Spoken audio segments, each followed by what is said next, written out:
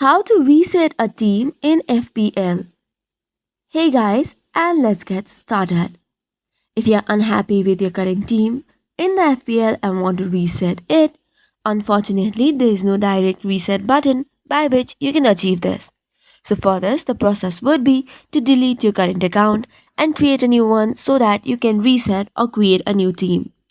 The process for it is quite simple.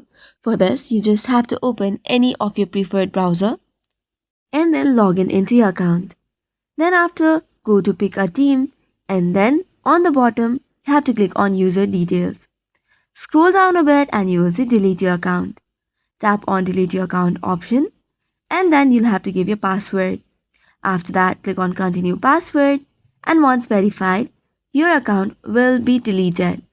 After that, you can create a new account along with your new resetted team. So this is all for today's video. For any questions, do not forget to mention it on the comment section. Till then, make sure you hit the like and subscribe button.